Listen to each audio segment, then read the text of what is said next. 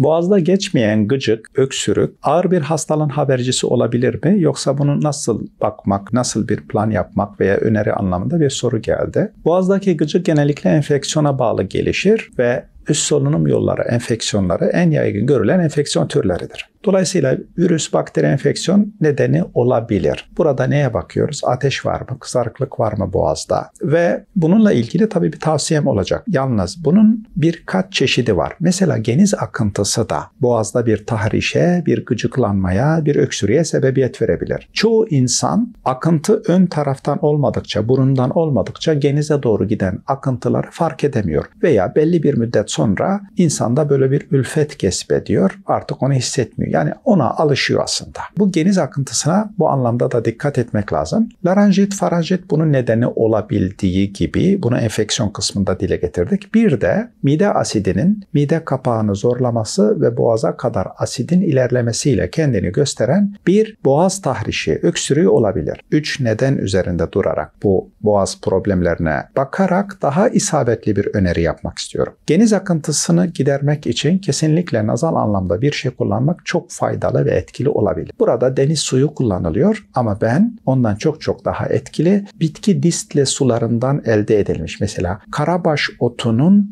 distle suyunun %50'sine sirke katın ve buruna çekin. Mükemmel bir şey. Eğer normal suyun içerisine az bir karbonat koyun, az bir gül suyu ekleyin ve buruna çekin.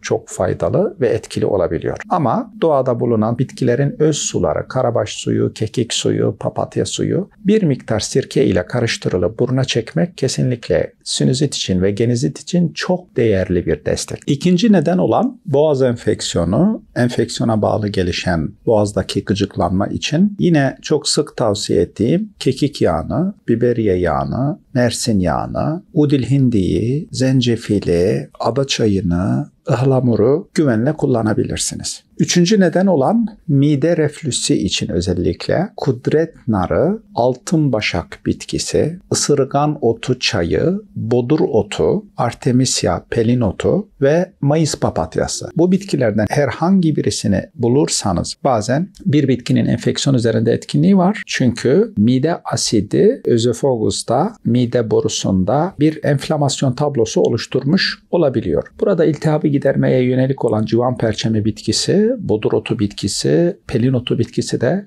çok faydalı olabiliyor. Bu 3 minvalden öneriler boğazdaki enfeksiyonun, gıcığın, öksürüğün, iltihabın gitmesine mükemmel katkısı olabiliyor. Şifanıza vesile olsun inşallah.